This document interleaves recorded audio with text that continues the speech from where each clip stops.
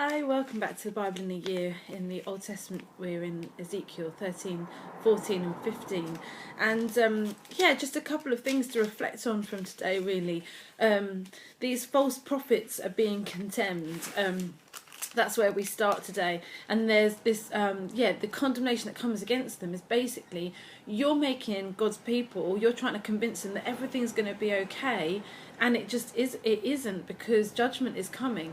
And so there's this picture of the whitewashed wall where it's all made to look okay, it's almost like what we might talk about now in terms of like papering over the cracks. But the minute it starts to rain, the whitewash is washed away, and you can just see how flimsy this thing is. It's like you're giving people false hope.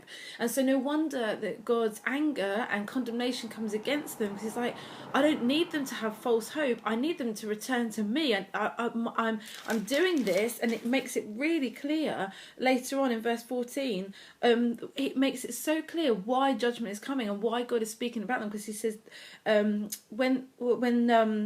when they realise that he is the one true God, when they remove the idolatry, when they look to him, then the people of Israel, they'll no longer stray from me. This is in chapter 14, verse 11. They'll no longer stray from me, nor will they defile themselves any more with all their sins.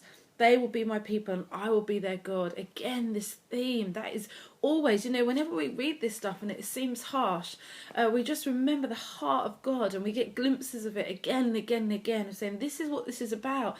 This is not about me, when we read this, it's not about God having some sort of tantrum. This is about him saying, turn back to me. I'm trying to get you, grip you almost by the face and turn your face back to me. Look at me, return to me. That's the place where you will be, where you will thrive, where you will know joy again, in my presence, aligning yourself with me, not looking to other idols.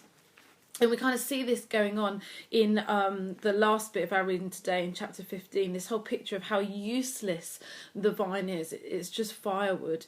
And it's interesting, really. Usually the picture of the vine throughout the Bible is usually really good, and a picture of productivity and fruitfulness, and it talks about God's people. And Jesus picks up the image of the vine in the Gospels, where he says, I'm the true vine.